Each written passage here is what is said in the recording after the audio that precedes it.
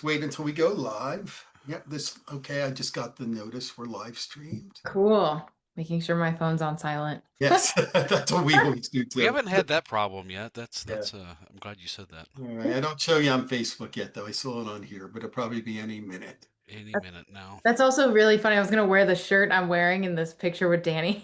I'm glad I'm not. Although that would have been funny. That would be great. Yeah. All right, I got you live, Ryan. We're on. All right, I'm sharing to the Spring Nuts. Okay. And then I will share to the cafe, and then we are off and rolling. Great. Group, Spring Nut Cafe. All right, we are good. Amazing. Oh, we're on? The beauty of technology. All right, Howie. All right. Okay. Take one. Welcome, everybody, to another edition of the Spring Nut Cafe on a Sunday night. And it's not many times where we finally have a female, a talented female on our show. Thank you. And, I've known Rachel for years. I know everybody in this, group. A lot of people from the Asbury Park scene love and know and recognize Rachel's talent and her music. And we are so honored and pleased to have and excited, to have Rachel Ana Dobken on our show this night. Sorry, I'm fritzed. It's okay. It's morning somewhere. Right, it's morning somewhere. Okay. I know it's morning somewhere. See, that's why we have you, because you're always gonna have my back, Rachel. Thank you. Of course. Okay, but all kidding aside, Rachel, we are so happy to have you. We have a lot going on. We want to hear everything about you, everything that's gonna happen, everything that's gonna, that you got to tell us. This is your show now, the Rachel A. Dobken. Forget about Spring Nut Cafe. Oh my God. Before we start, I'm gonna say I want to welcome Ryan Hilligoss, our captain of the ship, and of course, which I call the pride of Ocean Grove and pretty much Asbury, Mr. Stan Goldstein. We go like this now. Ocean Grove with Bruce Central the last 2 weeks was just amazing. Yeah. Yeah. So Ryan, take it away and lead the All right. Rachel, thank you for being here. We appreciate you taking the time. Of course. Thank you so much for having me. I love you guys and so much love, Howie. I mean, it's funny because I'm sure we'll talk about this, but I was the original music director at the Transparent Gallery. So I helped Danny make it a music venue. And the first Spring Nuts event we ever had, I was running and booking the shows then. So I remember meeting all you guys, and Tina and I were there till like 2 a.m. with Jeffrey Gaines. And I remember that's right. That's where I mean, a lot of that started then. The very first way. So and yes, cool. you actually performed on the Saturday show, which was, for me, like when I was doing it for the first time and I saw, you and I just see from, I'm seeing it from Facebook and all the Asbury Park stuff and whatever. I'm like, oh my God, that's Rachel Ana Dobken. So, I was very, and now after 10, 11 years, you're like a sister. So, good to have you. Thank you. Rachel, do you go by Rachel Ana? Just Rachel? No, just Rachel. It's funny Okay, because my work calls me Rachel Ana, but that's never ever been the case in my life. So, but I guess it means something's caught on because my technical full birth name is Rachel Ana Dobken. And the funny thing is it's spelled Anna. And my mom told me when I was about 20, she's like, Rachel, it's Anna, not Anna. I'm like, why did you wait until now to tell me this? This is stuck now. I can't change. First day of school would have been good, not when you're 20. Exactly. Well, I never went by my full name until I started playing music. So yeah. You said Tina, like I'm from the Midwest. Like I've spent a ton of time out there, but like I'm not from that area. But the first time I went to Clinch, there was this lady. She was very kind to me. She came up and greeted me. She was just talking to me. We were talking about the pictures and stuff, and like it was Tina, and like she is just an amazing person. I've bought a few things. I've indulged myself. I've bought a few things from the gallery. You ask her for something and she takes care of it. She's a true professional, very kind, good woman. She really is, and she's never not working, that woman. I don't know how the heck she does it after all these years, but she's amazing. We call her the Queen of Kingsley. Yes. Does she know that? Have you Well, told I her? tell her that. I make up nicknames for everybody. So, but Yeah, Queen of Kingsley, she is. Yeah. She really is. She didn't shock me, but like last 2 years ago at light of day, I was sitting in the first balcony up there, and I looked back for some reason, and like all of a sudden there was Tina. Like I saw her the glasses on the top of her head, and I'm like, that's Tina. Oh my God, what's Can't she miss doing her. here? Can't miss her. All right, so tell us about yourself. For those watching that don't know you at all, like give us a little bit of background on yourself. Sure. So I'm Rachel Ana Dobken. I realize it only says Rachel Dobken on my Zoom name there, but you guys have it posted. So yeah, so I am a musician, a multi-instrumentalist. I play drums and guitar and piano. I sing, and I front my band playing drums and guitar, hopping between the two. My background in music is that I was always very musical pretty much ever since I was 5 years old. My earliest memories are of me knowing that I was going to do music. It's just been innate in me. And my background studying, I went to Bard College and I majored in photography and I minored in jazz. So I found myself amongst the music photographers of the world. And, I mean, it's not a very lucrative degree, I'll tell you that. A jazz photography degree is not gonna make you a lot of money, but yeah, but I love rock music. I'm a true rock musician through and through. I grew up in Jersey. I grew up in Fairhaven. And so I also remember seeing like Bruce at the grocery store when I was 10 years old and being like, I didn't know, but my mom was like, oh, it's Bruce Springsteen, just like a casual Friday at the grocery store. So that's besides the point. But yes, so I'm a Jersey girl and I'm a musician and I'm a rock musician and a jazz musician. But yeah, so I guess that's a good intro. I don't know if I You, you forgot s- any. you said at the age of 5, did something happen? Did you see Yeah. something? What happened at the age of 5? So my mom gave me a best of Ed Sullivan tape, like a VHS Hmm. recorded tape when I was Wow. a little kid. And it was the Beach Boys, the Four Seasons, the Rolling Stones, and the Beatles. And I remember watching this tape at nauseum, mind you, because I watched it so much that the tape fell apart. Because remember how, like, if you rewound a tape too much, Yep. it would Did it fall get apart. thinned out and fall apart? Yeah. Yeah. So, and in that moment, I remember being 5 years old and saying without hesitation, yep, that's what I'm going to do with my life. That's what I was put on the planet to do. So Wow. ever since then, I've been trying to figure out how to do that pretty Was it much. the music? Was it the crowds, screaming? Just the whole experience? It was just a knowing. Like, you hear these artists talk about like to me, has never been a choice, right? It's kind of a curse in some ways because there is a feeling that when I'm not on my path and I'm not playing or I'm not doing things to move the needle forward, there's like this gnawing feeling of like, oh, Rachel, don't get too far off here. You got to get back here. And it is a thing with a lot of artists. We just kind of have this knowing and this feeling in our gut that is unquestionable. So for me, I think it was just like the whole experience. I wasn't thinking about the fans. I just remember watching and hearing, and it was so powerful for me that I was just like, oh yeah, these are my people. So I was just like, and then I became obsessed with the Beatles when I was really young. And then I found out that John Lennon was dead, and I cried myself to sleep for a week because they were never gonna join, they were never gonna be a band again. And then, but then like my dad was super musical. My mom had fantastic taste. So like my dad he was a doctor, but he was also a trained jazz musician. And so Hmm. he introduced like everything he played, like everything from Steely Dan Asia to Paul Simon to the band and like, I really like everything. And then my mom was more of like the glam rock, like Bowie, Rolling Stones, Golden Earring, like, Todd Rundgren, all that was like her scene. She was very much into that world. So, it's funny. My mom always jokes. She's like, "Little did I know I was gonna like have a daughter who's a rock star." But I guess it makes sense.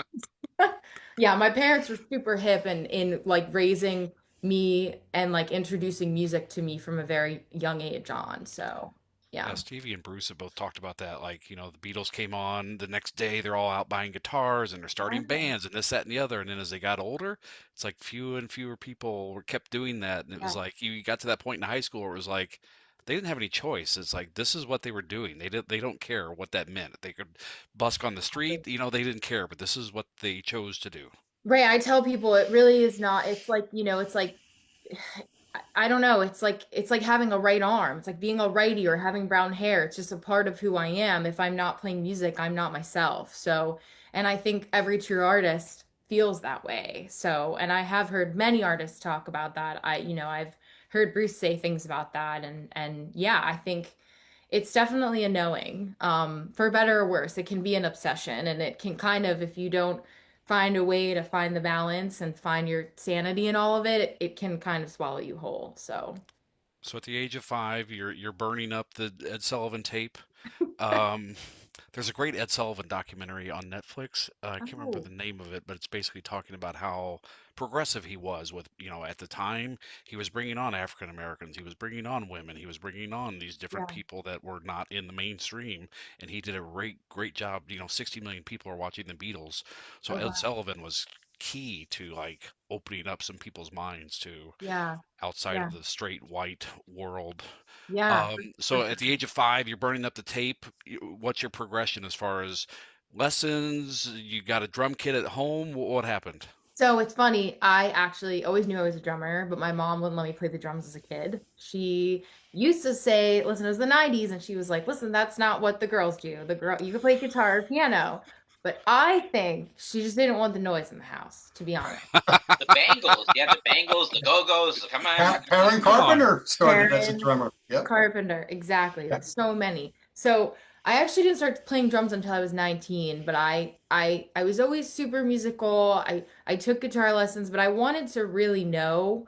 Like I'm the kind of person that I get very obsessed and I'm like, I want to know. Like I was a young kid and they're showing you a G chord and you're like, this, what is this? Why is that a G?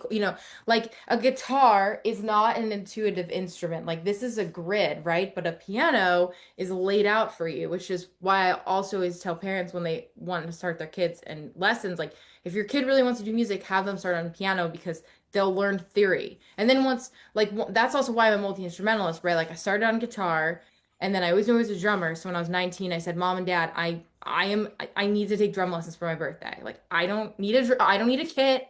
I just need a pad and sticks.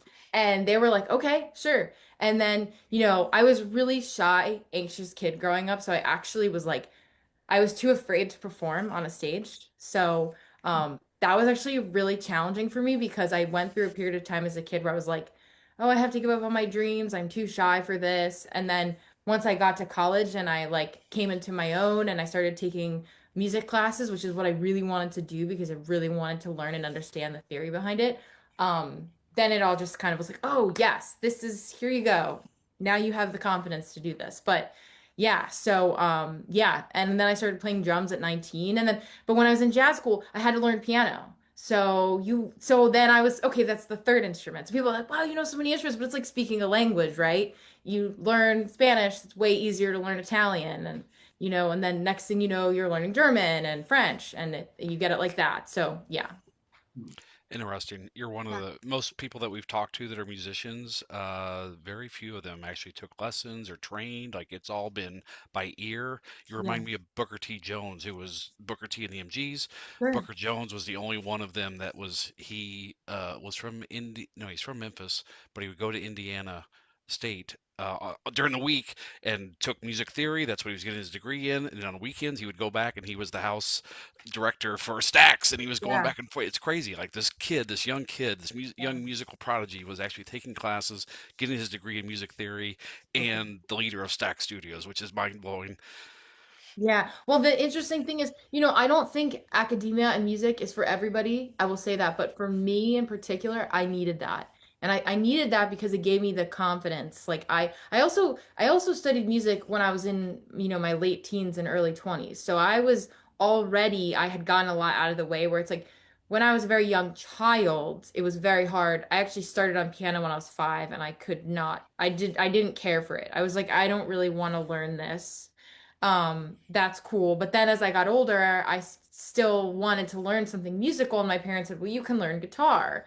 So, but for me, it was always like, that's just how my brain works. I want to know. So I'm like, okay, I want to understand why this is a G chord. And then when I was in college, I was like, oh, because these are the notes in a chord, and these notes together is what makes a chord because music's all about intervals. Anyway, here I go giving my music theory lesson today.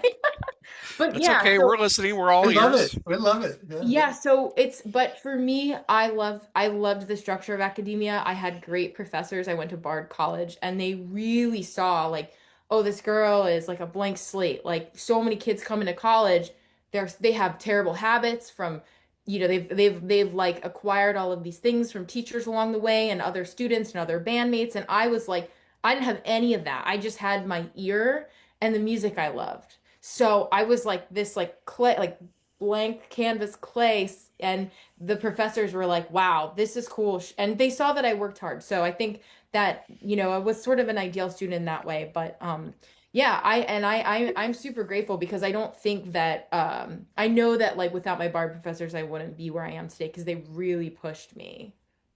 Well, hopefully they hear you talking or saying this, or you've told them this before. I have, yeah. Uh, I have, yeah. so you talked about the music that your parents were listening to, and you obviously were absorbing all that as Yeah. you were growing up. You're growing up. What kind of music are you drawn to of your own tastes? Yeah, so when I was very, very young, I loved the Beatles. And then when I was like in middle school, of course, all the pop stars. It's kind of like funny. I had a friend who was like, why do you listen to the Beatles? You need to listen to the Backstreet Boys. And she like still apologizes to Yeah, me same for thing. Let's see, the Beatles, Backstreet Boys. Wow. Okay. I know, but then as I was getting older and was finding my own, like I always really loved rock music. I was like always a big fan of John Mayer. Like his first records came out when I was about 12 and I felt like I really resonated with what he had to say both musically and lyrically. Um and then yeah, I mean again it was I was 12 in like 2002, so 90s music. I loved all the rock bands. I became a huge Incubus fan in high school, but then also like discovering classic rock, like the Allman Brothers, all the jam bands, the Dead. I have, my dad was always a big fan of the band and he passed that on to me. I mean, I'm a singing drummer. Levon Helm is like my everything. Okay. So, and then all the Paul Simon stuff again, like learning about Steve Gadd and learning about all the players that he had on his records, like Richard T and these 70 sessions players. And then it went into the Sabbath world and the Pink Floyd world. And it's funny, I actually of course, always knew of Bruce's music being a kid from Monmouth County. Mm. But there was a sort of feeling, not that it was a rejection, but I think it was on a subconscious level because it was like you'd go to high school and all the like, like football bros would be drunk singing Rosalita at a party, and you're like, oh, ugh. And it'd kind of like make you cringe. So you'd like be like, I don't want to be. But of course, as I got older and I started diving into Bruce's music, that's, as his storytelling, his lyricism, his way to like constantly reinvent himself, but stay true to himself as an artist, which I think is like he does so beautifully and is so hard to do. Yeah, so it's kind of been all over the place. And then I studied jazz in college, so I got really into like Thelonious Monk and Bill Evans and all of the idioms of that kind of music. So that's why when you hear my music, it's kind of like everything Yeah. because I love a lot of different and I've studied a lot of different music, even just from listening. I've been listening to your stuff the last couple of days just because, Oh, no thanks. disrespect, but I didn't know you No, until it's Howie okay. brought this up. Yeah. I know some of the shore. I go to Light of Day, so I know like, the usual people that are there. But Yeah. I was like, I don't know her, so I just dove in. Oh, I could hear some Pink Floyd stuff, like okay. very spread out, very Thank you. space, not and it's not spacey in a bad way, just like very open. Totally. And I was like, oh, I'm hearing some Floyd here. Like this is pretty cool. Yeah, I love Pink Floyd. They're probably top three for me. So, and Animals is one of my favorite records of Very all good. time. Yeah, Animals and Metal, those are like my two favorite Pink Floyd records. But yes, love that. And again, it's a thing where as I've gotten older and I've like studied more and I've also studied audio engineering and how records are produced and how records are made. It's like you really like there's such an art to all that and I love the creative process. Like whether you are did you guys ever watch that show Classic Albums on VH1? Do you remember that? I did. A little Yeah. bit. Yeah. Yeah. Yeah. And it was like essentially you'd go in the studio with these producers and artists and they would strip down the records and they did a bunch. I mean, I know they did the Brown album. I mean, I know that they did Paranoid by Black Sabbath. I'm a huge Black Sabbath fan. That was a really cool one. Asia by Steely Dan is another one. So they go in and like they get into the nitty gritty and they isolate the tracks with the producer and they talk the stories of like, yeah, we doubled the guitars here and like we turned the snare upside down to get that ring. So all that kind of stuff is, I don't know, that's all really cool to me. So that's also part of my journey musically with all these different artists. Whether it's like Bruce or it's Pink Floyd, everybody has their own process and it's the common thread is like getting lost in all of it, and finding what speaks to you, which is yeah, Yeah, that's you important. mentioned John Mayer, and like for me, like I'm 51, so it's like he came in as I was in my 30s, middle 30s, late 30s. It just kind of seemed poppy, but he blew my mind the night Stevie Ray Vaughan got inducted in the Hall of Fame. Oh my God. John inducted him, and he went through a tutorial on like where Stevie came from, and he went through Albert King and like all Yeah. these great blues artists, and I was like, and he sounded so good, like he was duplicating everything that those guys did, and it just totally blew my mind a whole lot more there than what I think, which is the same thing you just said about Bruce. Yeah. Well, and to be fair, I was never a fan of John Mayer's like mainstream stuff, but his deep cuts, like brilliant. Some of the Continuum record, which he did with Steve Jordan and Pino, and that's like one of my favorite records of all time. It's and now Steve is the drummer for he's playing Oh, with Rolling Stones. Yeah, and I wasn't he playing with Patty at one point? Did I yeah, mix he, that he up? was Oh, Patty's. he's Patty did a short tour, Patty Scaffa, in 2004, maybe like 5 shows. Yeah. And Steve Jordan was their drummer. Yes. Yeah. Mhm. Yeah. I mean, but yeah, no, John isn't true. And I just find that there is like a language within musicians where like us music nerds, we recognize and appreciate fellow music nerds. Like we say like we're musicians. So like we just want to get on a stage and play and like we would jam forever, and I also think John Mayer is a perfect example of someone who's like, listen, he played the game, he put his pop hit out, he made it, and then he gets to do what he loves for the rest of his life, which is just shed guitar. And yeah, he's one of my favorites. We also have very similar influences, which is cool. It's like My Morning Jacket is another big influence of mine. And I think in terms of a contemporary artist that I see myself aligning with musically, that's a comparison I will say a lot. But same thing. I mean, Jim James has all the same influences, the band and Pink Floyd and all the rhythm and blues and soul and New Orleans, like jazz, like it's all comes from the same place. So yeah, and it says something about John that he was able to step on stage and play with the Dead for as long as he did. Like yeah, not a lot of people can do that. He no, basically took over. He was like the musical director for the band, so I that says a know, lot. I know.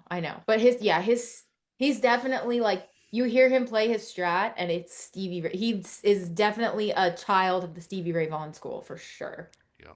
Yeah, Well, we want to talk about your stuff. If cool. you're okay with this, I'd like to share, for those Sure. of you that don't know, a little bit of a live piece that I found from the Clinch Gallery of all the places. Oh boy, I wonder. I'm like, Uh, what is this? Want to share? This is your life. Yeah, this is your life. You ever see the game show This Is Your Life? This is it. No, I've seen the Truman Show, but It's not fun. we're all living right now, it feels. Anyway. And I need to get, there we go. Sorry. Oh, that's okay. Just bear with me for a second. Hello, hello, hello, hello. Oh, that's cool. You guys are seeing Yeah, we see the comments. So we're getting a Yeah. few comments here. Yep, people are watching. Okay, there we go. There we go. Oh my gosh, this Oh, is so I need old. to, hey, I need to stop this real quick. Stop share. I did something wrong. Just bear with me. I apologize for people No, it's watching at okay. home. As we get bigger, we're gonna have our own studio and That's right. major. We're hoping that this, you being on the show is going to promote us to, with the Yes. Sony and everybody else, so we'll get a bigger studio and everything. So, no pressure. I'll do There everything. we go. I'll do everything I can to help. Thank you. Share sound. There we go. Sorry, I had to click a button. All right, here we go. Okay.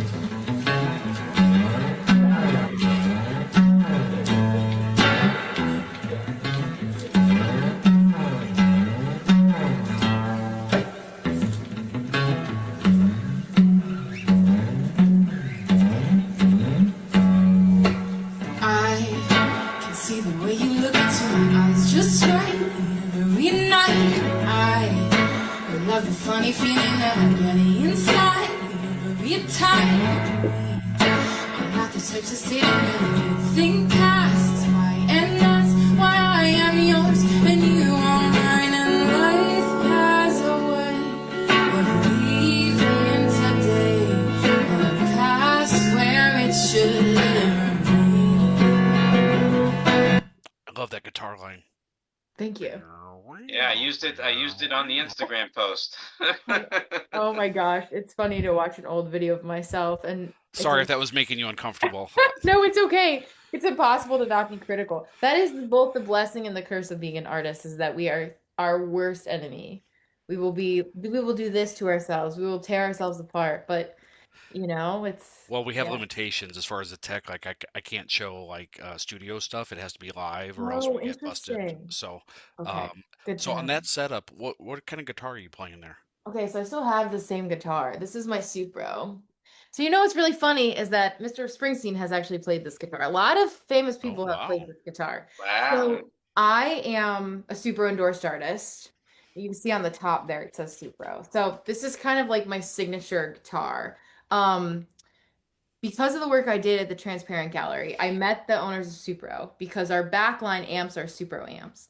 And I hosted a Supro showcase in 2017, and my band played, and Tash Neal played, and a couple other people were there. And Dave Coltai, the owner of Supro, loved us so much, and he loved me, and he goes, Rachel, you're awesome. I want to help support you in any way that I can.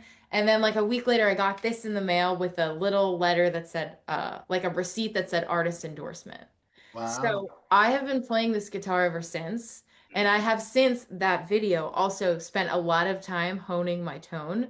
But yes, this is a special guitar because it just has magic. It's funny. I went to NAMM this year, which is like the big music showcase that happens in Anaheim every year. It's like the biggest music conference, I think in the country, but definitely in the country, but it might even be in the world. But I brought this guitar to the guys at Supro because they invited me, and they hadn't seen this since like 2018 when he sent it, or 2017 when Dave sent this to me, and he was like, "You have my prototype guitar. Like this was the perfect guitar that I built. That when they went to make it, they didn't make it quite to spec, so yours is actually even more special." But this guitar I have just kind of given to Danny always says, like, Rachel, you have the ability to get musicians to play their instruments. And in 2019, he invited me to the gallery before See Here Now. Mike McCready was in town with Jake. That was the night I met Jake Clemens. And Mike was borrowing a piece of gear of mine for his secret show at the tent the next day. I don't know if any of you guys were at See Here Now that year. But Mike McCready from Pearl Jam has like a side project where he like paints and does, it's a really cool sort of like live installment thing. It's called Infinite Colors and Sound. So I pulled this guitar out because he's talking about the amps, and I'm like, have you ever played a Supro guitar out of a Supro amp? And sure enough, he grabbed it, and then we start jamming, me, him, and Danny, and Jake is there, and Jake gets on stage and starts. There's like 5 people at the gallery. So that happens, and then there was one day last year that I was in the gallery with Danny and Bruce, and I have my guitar with me, and I said the same thing. Bruce is like, "Oh, what are these amps?" I say, "Hey, Bruce, have you ever played a Supro guitar, a Supro amp?" He goes, "No." So I pull the guitar out. So if you go on Danny's Instagram, actually, I don't know who runs like the E Street Nation or any of those other pages, but people have posted the picture of Bruce with my guitar that Danny took. So this guitar, yeah, Mike McCready has played this. Now Bruce has played this. There's other people. I think Brian Fallon has played this. Wow. G Love, Jack Johnson. So yeah, it's got good mojo. But that was probably like, yeah, I mean, I guess that was 2019. So I had it for a while, but it's been through a lot more since then. Yeah. You've got a very distinctive tone. Like that's what I picked up today listening to your stuff. Is that very distinctive? There's this band I don't know if you called named Krungbin. They're out of Texas. They've worked with Leon Bridges. They've worked with Casey Musgraves. They've worked with they're on their own. Yeah. But they've got a very distinctive sound. I was like, damn, that sounds. I had to look it up. I'm like, is that the guitarist from Krungbin? Oh, but no, it's you. Like it's excellent sound. Wow. Very distinctive. That's such a compliment. Thank you. I do work a lot to get my tone very specific. Also, I play this I have my Blues Junior right over there, but I have obviously pedals and tone is something I spent a lot of time thinking about. And as I've gotten more refined as a musician and I understand more about sound and EQing, like, yeah, that's something I definitely pay a lot of attention to. So thank you. That means a lot that you said that. You definitely have your own. Because I was listening to your music also the last couple of days, and you definitely have like I can. There's certain guitarists I could like the Edge from U2. He has his sound. I could tell when I could listen to a song. I know it's his, and I Yeah. could and you have that thing also. Like there's a it's a Rachel tone. It's Oh, very that's so cool. Thank you. yeah, for sure. I saw the pattern in it, and it was really cool. Like if you close your eyes, and I didn't know who was coming on, I would be able to tell at this point now. Oh, cool. Yeah. Oh, that's so cool. Thank you. So Rachel, you got two albums that at least that I could find. When It Happens to You in 2018 and Acceptance in 24. Mhm. So I listened to Acceptance first. Good. That's the better one. I listened to it twice, but then Thank I you. went back to When It Objectively. Happens, and it was like When It Happens to You, there's obviously something going on there. Was that I mean, I hate to ask this, but it sounds like a very personal record, like you're going through something. Which Uh, one? Because I think all my music's when it super happens to you, personal. like there was a definite storyline, there was an arc there to the songs, the themes, and That's interesting. it's is that the case? Not particular. I mean, just life experiences. It's funny because I actually feel that way more about acceptance because what happens to you was just like it was my first time. I mean, I put out an EP in 2016 that was called Detach, but that was like what happens to you is my first full length, and I felt like I didn't know that much. Like I knew what I wanted, but I know like so much more now, and I knew so much more going into making acceptance. And accept like when it happens to you, those some of those songs were written like 4 or 5 years prior to making the record. So it's funny because acceptance, all of those songs were written within probably like a 2 year period. So the experiences I was having writing that record, everything was very connected. But when it happens to you, it was just kind of a lot of my songs are they're just kind of like my inner dialogue or like reminders to myself. They're very introspective. It is like I've actually spoken specifically about this with Bruce about like how music and playing is it's how we deal with our external reality. So it truly is a reflection of like I mean, look, it depends. Everybody has their way of writing. I'm not as good as writing in character as someone like Mr. Springsteen. I'm trying to take some notes, but like, my experiences are very like I guess they're personal to me, but I like to express it in a way that hopefully gives people like some like comfort and support because that's kind of why I do it for myself. And yeah, it's yeah. So I'm like, it's been so long since I've listened to When It Happens to You, and I'm like, what was It's going just like, on? is that so funny to me as like just the listener? Like you're the artist, obviously, you're the one doing it. It's in your mind, but for me as Yeah, a listener, I was like, oh, there's an arc here. There's a story. interesting. Belief beneath, always got away, the one that got away, understand, learning how to let go. Like, Yeah. oh, like I just assumed that you had gone through a breakup with a serious, partner or something. Like that's what it was giving me as a listener. It's very funny though, because yeah, some of those like Got Away, that's a song I wrote in college about someone that was long gone after I put on I was and it's a song I like we don't even really play. And then like the happy song, I was actually like in a very beautiful relationship at the time. And I was in a very happy, healthy place when I made that record. And that song always was about him, and then the last song Everybody Wants is about him. But the other songs like, like something like Belief Beneath is just yeah, there's so much inner dialogue. Like there's I remember that line in that song of like I hate myself today, but I don't know any other way. I can't even remember the lyrics to be honest. That's so terrible. But a song like Understand is something I constantly think about because that song is about comparing yourself. And we're living in this world where there's so much noise and it's so overwhelming. But the reality is like you can think and feel all these things and think somebody has everything to sew together, but you have no idea what someone's going through on the other end of that. So that's what that song was about. But like, yeah, Beneath Belief was kind of about the state of the world and then all the, yeah, gosh, the relationship stuff was kind of a mixed bag of things going on. I'm always going through relationship shit. It's just like, I swear that's my lot in life to write music, like, honestly. Well, you're not the only one, so I mean that's a consolation, I guess. Yeah. So Yeah. acceptance, we got acceptance, just a dream, which I was really digging that. I listened to that about 5 times. Really Thank like you. that. Bed You Made, Cruel, Cruel, Cruel. Give Us Another Chance.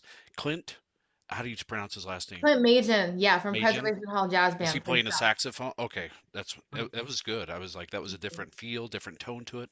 Meant Thank to, Goes South, Tomorrow's Another Day, which I was really digging, and then the reprise. Yeah. Did that, so the 2018, basically you had 6 years in between. Yeah. Was that just how long it took you to develop those songs? You said you wrote all those mostly within a 6-month period, you said? Well, no, it was about okay, so a couple things. I think the fact that the record took so long to come out and is actually a testament to how hard it is to be an independent artist in this current day and age. Um, Also, we went through COVID. So, I'm always writing songs. I'm always hearing things. I'm always jotting down or recording voice memos. And I just knew I had to record new music. And I think Acceptance was the first song that I wrote off that. Actually, Meant to was supposed to be on When It Happens to You. We never finished mixing it. So I said, we'll just put it on the next record. Um, uh, but Acceptance, that came to me, that riff, which is essentially the vocal melody, which is the acceptance comes and goes away, which also becomes that riff in the post chorus, which is a like that's where the song started, and then I wrote everything else around it. And then some of the other songs just actually like Tomorrow's Another Day and Goes South, I wrote those in like 20 minutes back to back, which is wild because they're very different songs. Um, and then yeah, I think we went in to start recording the record in February of 2020. It was Wow. like February 25th of And 2020. then cut. Right. And then we were going in to do drums the next month, and literally it was like March 13th, and it was like, hey, guess what? The world's shutting down. So I also took a different approach with that record. I wanted to take an approach of like, let me work on different batches of songs with different producers. And then I ended up just mostly working with Eric Romero from the Front Bottoms and Paul Ritchie from the Parlor Mob. And Paul really helped me get things over the finish line. But it was crazy because he closed his studio in 2021, and then Eric got really busy with the Front Bottoms. Like it's just all these things, and then we're still in COVID, and everyone's trying to figure out how to function in this weird time. And um, yeah, and then I was like trying to shop it and see how do I want to release. I probably spent a year being like, how do I want to release this? Do I want to try and find a label to help? And eventually it was just like, I just have to put this out. And yeah, but again, I think the struggles are very real for an artist now to try and like right now I'm trying to work on a new record, and it is impossible for me to sit down and write without distractions of the world. It's just the strangest thing. And I have not been able to. So I think that was all starting then, but yeah, I mean, I definitely spent 2 years being like, oh my God, this record needs to come out. This needs to come out. But I wanted to do it the right way. And, for better or worse, it took that long. So, yeah. Oh, question. Mary Yeah. Ann is asking, are you a reader? I feel because Bruce is a reader, he is able to relate to different stories because of it. So I guess just a general question. Are you a reader? Yes, but I don't read as much as I should because I have too many things that I'm doing all at the same time.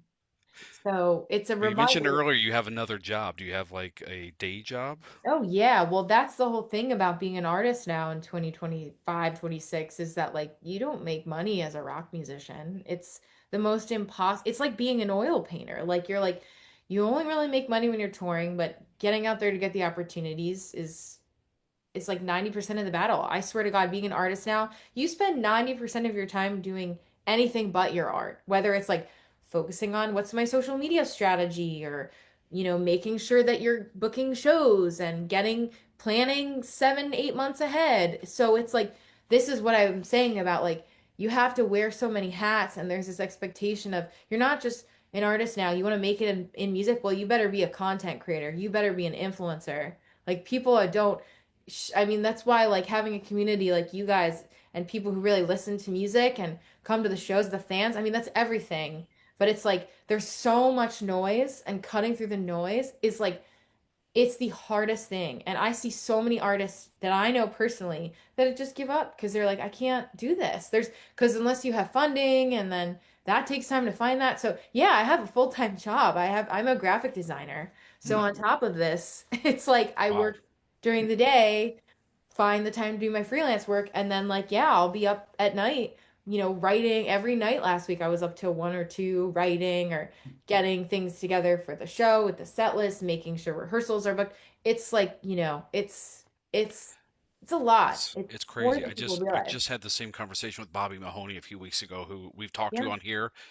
I've said this before. I'm not saying I'm taking guitar lessons from Bobby. He gives Oh, guitar cool. lessons. That's So awesome. he and I were talking, but the same thing, like content, creating content, clicks. It's all about this, that, and the other. Yeah. And it's like he can't just focus on what he No, wants to. There's a no. whole part of it which we, as the, you know, consumers, don't see.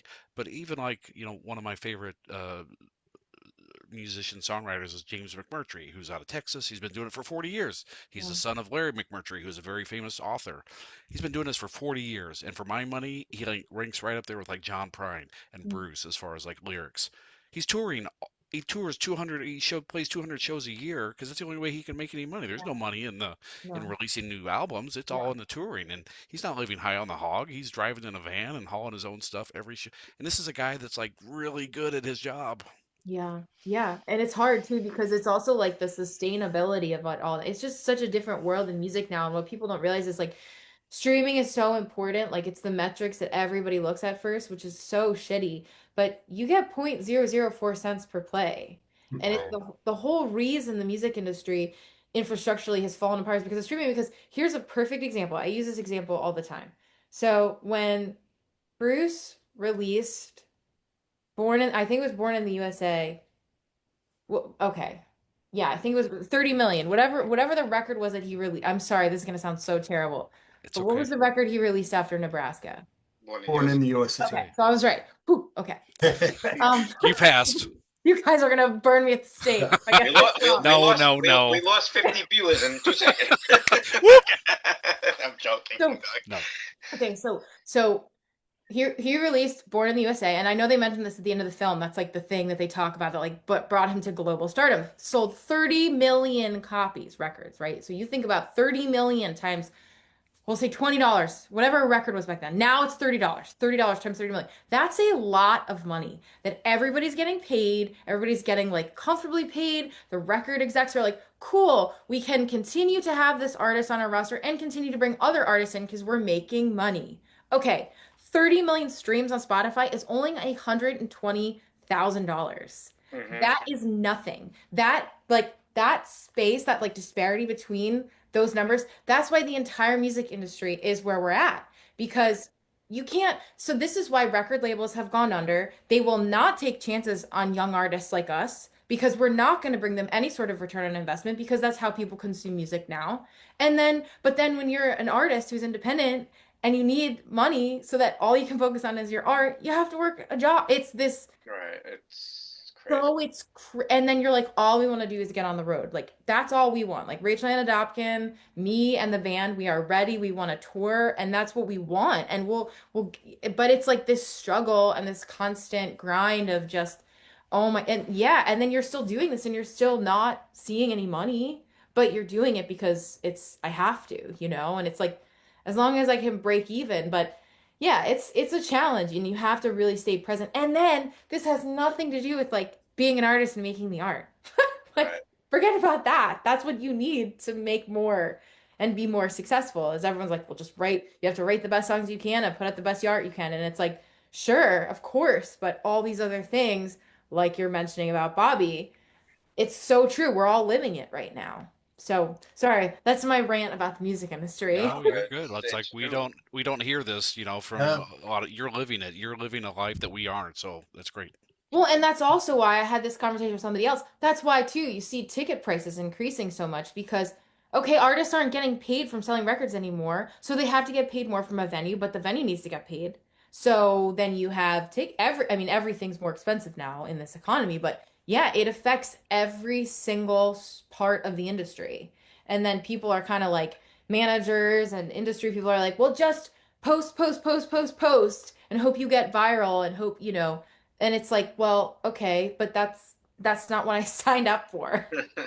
I signed up to make records and like be on a stage, like connecting with people in real life and my fans. So, that's why again, what you guys do and these communities are everything because we can't like artists, we can't survive without fans and community. It's everything. I mean, it's everything now more so than ever in my opinion. So, Well, thank you.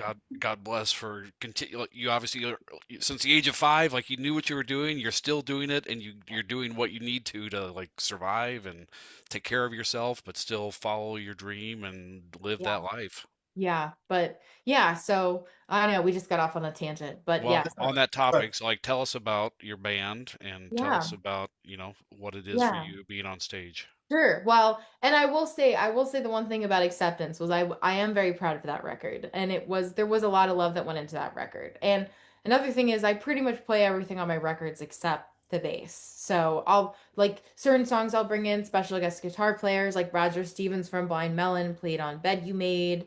And but yeah, so that's another thing. That's why like it does take longer to make a record when you're doing a lot of things yourself, which for better or worse, I don't know you know, but it's like I'm the entity. So anyway, And yeah. it's a great album. Like on that point, it is a great album. Like I heard Pink Floyd. I heard James. I don't know if you know this band called James.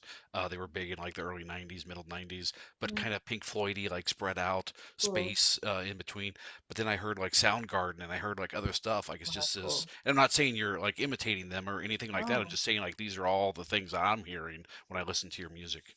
Oh, that's cool. Thank you. I love that. I love when people like have their own experiences with the music because that's what it's about, right? Like you create these things and then you just put them out into the world and you have no idea how it's going to be received, but as long as people are feeling something and can relate, it doesn't really matter to me. I just want that for them. Gotcha. Yeah, so um, yeah, so my band, so I've been fronting my band for the last like 10, 12 years and um I mean, we're the Rachel Ana Dobken band. We'll go by Rad Band or sometimes Rad. I've thought about like rebranding myself to just be Rad, but every time I do that, someone's like, "No, you can't. Your name, you're out there. People know who you are now. You're gonna make it harder." Anyway, um yeah, I mean, the live show really is how the music should be consumed. I mean, it's as much as I love playing solo, and I will do that because I'm always gonna play on a stage. Um, Playing with the band is what really excites me and what really excites all of us. So, we like for this show on 4/19 on April 19th for the Sweet Relief benefit show, we're playing as a four piece, which is usually what we do. So two guitars, bass, drums and I will hop behind the drums at some point and play drums and sing. And then we're doing this big super group jam with Danny Clinch, and me, my bass player Dan Haas, and my guitar player JT Sofo. We're like the house band. So I'm gonna mostly be playing drums in the jam. It always just gives an opportunity because there's way more guitar players that show up than anyone can ever sort of anticipate. Rachel, Um, why don't you talk about that since you brought it up? Give sure, all the information on that show and sure. where it's at and everything. Sure. Yeah. So April 19th, we have a huge benefit show for this company, Sweet Relief, at Asbury Lanes. You can get tickets online, or I actually have some tickets. Also, Tina has some tickets at the Transparent Gallery, so you can go and get those. You can also get them at the box office. Um, yeah, essentially, so Sweet Relief is a great company. They are when artists are essentially too sick to perform and then thus can't make money, they help pay for their medical bills, which is great. They've done a lot of work with Jesse Malin.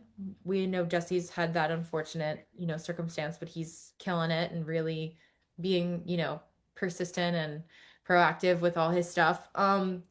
Yeah, so they have actually personally helped me because I've had a number of health issues and I was not expecting it. And like, I wasn't expecting for them to help me. And they were like, no, let us help you. Like, they helped David Johansen from the New York Dolls as he was dying of cancer. And they also helped Rachel Ana Dobken. So it's like everybody who's an artist, if they're having financial troubles because they have medical issues, they also will pay for your therapy. So you can go on their website and apply for these things, and then they'll go through a review process and then give you a grant. So yeah, I really wanted to give back to them, and Danny, of course, knows them as well. So they had sort of approached me. I met them when I was out in LA because I've been sort of living part-time in LA. And they're like, hey, Rachel, we've never really done anything on the East Coast. Will you put together a special show in Asbury Park with Danny? And I said, yeah, of course, I would love to. So yeah, so I have Neil Francis is coming. I don't know if you guys know who he is, but he's a fantastic piano player from Chicago. He actually played See Here Now last year. And he's played the Wonder Bar. He's like fully nationally touring. Like he's just, I think, sold out the Troubadour in LA. He's fantastic. And then Karina Reichman, she's a bass player. She also plays bass with Marco Benevento, but she's got her own project. And then, yeah, we got a whole bunch of special guests. So, I can't say who right now, but I definitely have some confirmation of at least like three more special guests. Oh, I can say Roger Stevens from Blind Melon's coming to play guitar with us too. So, yeah, it's going to be a great night, and we're also going to do a Rachel Ana Dobken band set. So, come on by. And then the Extensions, they're a local Asbury band. They're also fantastic. They're opening the night at 7:30, and then we play at 8, and it's going to be a big party. I want to Dan, this is the night. This is the Sunday after. Yeah. This is the Sunday. The Saturday is American Music Honors at Monmouth University. Sunday, April 19th, my friend Alexandra from Sweden is playing the gallery at 4 o'clock. Then we'll all go over and see Rachel at 7. Guess what I'm doing Sunday night now? I don't know this. This is like kismet. Like this is a universal sign. Not know this. I put this in the group. Okay, so this is what I wanted to say. So I posted this last week. Me and Rachel spoke about it. First of all, it's a great organization that they're supporting, and obviously, something that Spring Nuts does, and we want to get behind. And also, if you're in the area, which is going to be people are going to be there. If they're going to the show of American Music Honors or not, it doesn't matter, because the next day, it's a great way, like Stan said, to get together and go to Alexandra's show at the gallery, and then head over to Asbury Lanes and really seeing them. If you haven't seen Rachel and play, you should definitely go see her. I've seen her. She's blown me away plenty of times. I think you guys are going to love her set. And also, it's going to be a great night. I mean, it's definitely something that if you're in the area, this is the place to be.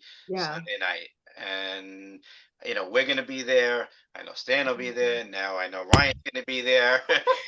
Rachel, I'll be hitting you up for tickets after this is over. So Okay. Totally. Seriously. You guys can DM me, Instagram, message me, whatever. Facebook is so weird because Facebook sometimes buries the message, but I'll look for it. So right. if You're gonna make me become an Instagram person, Rachel. I hate that, but I'll do it. For you, I'll do it. And the next night, Bruce Springsteen is playing the Prudential Center in Newark. So right. Well, that too, yeah. right? That's that guy. Yeah. And listen, I will say, I'll just tell you guys. Don't Danny, don't do it. No, I strategically picked this night, knowing that everybody was in town, especially knowing Danny would be around, because obviously he's going to be the thing of Monmouth. So you just never know. Stranger things happen in Asbury Park. That's all I'm going to say. Can't make any promises. Hey, babe, you know how they say it. I need 10 tickets. I need 10 tickets. You know how they say it. Show a little faith. There's magic in the night. And there's Rachel in the night, and there's Asbury Lanes, and it's going to be a phenomenal time. I know a lot of Spring Nuts are going to this show, okay, and it's going to be a party, and we're going to be cheering you on like no other. Thank you. Yeah, and we're like I was actually talking to Neil today. We were going over the set list, and I'm really excited. Like also, and as a live band, we've really been honing.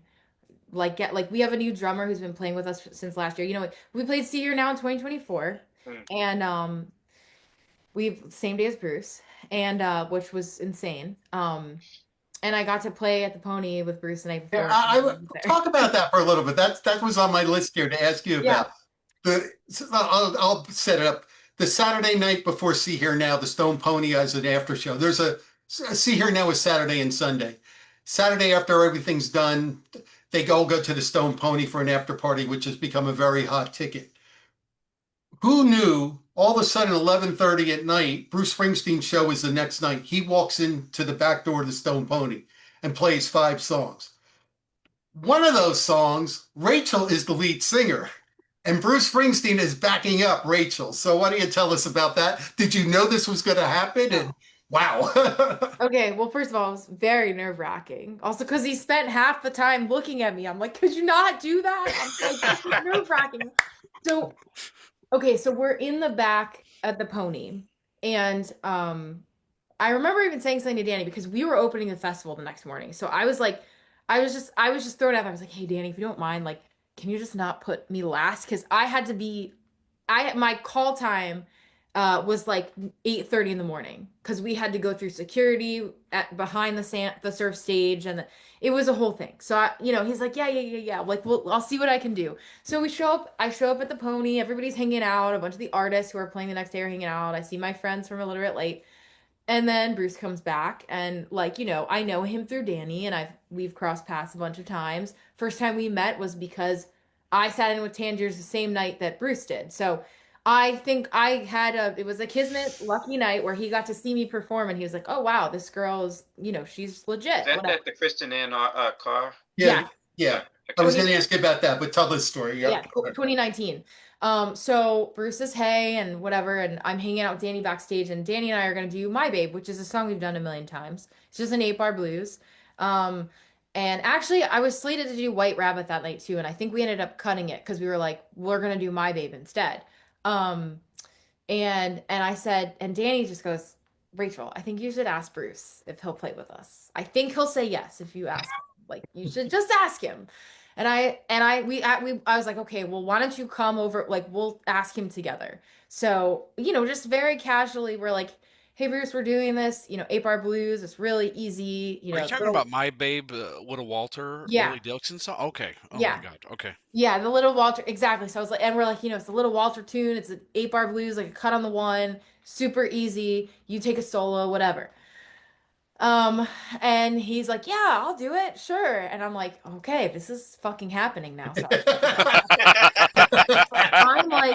I'm like in the back, and I'm like preparing myself mentally. Also, I will say this.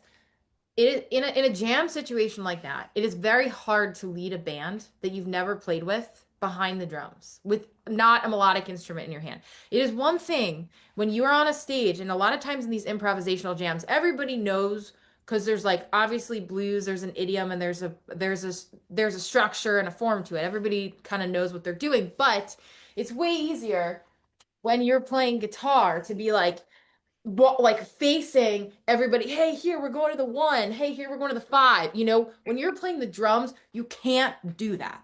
So you have to depend on the other musicians. And I decided to play drums and sing, like, which I'm glad I did, but I kind of wish I played guitar, because this also happens when you're playing the blues. If nobody knows where to stop, you just keep going. And that's kind of like a thing where it was like, okay, we got to figure out how we're going to end the song. Also, everybody was like very timid because I think like nobody wanted to solo for too long, but I think everybody could have, like, there are things I would have done differently in retrospect, being like, everybody's gonna take like 2 forms of the song to solo, because I think that, like, even Bruce was being very like mindful of not soloing for too long, which I think is really funny. And like everybody was kind of on stage like, who's gonna take the solo next? And that's a moment where, like, when you're on guitar, it's very easy to be like, okay, horns, you can, when you're drumming, you can't move the drumstick and stop and be like, okay, now Jake, you have to say it in the microphone. And that's what I ended up doing. So yeah, Bruce plays and he brings the house down. And then I'm like, are you kidding me? I have to go on stage now? I have to follow this? Like, I think it was Gloria was the song that he did right before me. And everyone's like, the roof is going to collapse, the Stone Pony. It was packed. It was packed. I've ever seen it. Yeah. Everybody was jumping up. Everybody was so excited. And then I get on stage and it's like crickets. It's like, girl. And I'm just like shaking in my boots already. I'm like, because again, that's such huge shoes to fill, to be like, yeah, I'm going to play after Bruce Springsteen just does all these songs and everybody's freaking out. So I was really in my head the whole time. And I thought I sounded, honestly, I'll be totally candid, I thought I sounded terrible, but I actually rewatched a video today. I was like, wow, we actually sound great. Like, what was I worried about? Good for you. But I got off stage and I was like, oh my God, was that, is that okay? Because we're all like very insecure as artists. And Grace Potter comes up to me, of all people, Oh, too, who I wow. love. And she's like, oh my God, you are so amazing. It's so awesome to see another woman up there and you're playing drums and singing. And I was just like, oh my God. So it was to be honest, I was on pins and needles and very nervous the whole time. But that's a situation where like you don't drop the ball. You just put on your game face and you go. So there you go. Wow. Can you talk about now 2019, I believe it was Howie mentioned it, Kristen Carr benefit.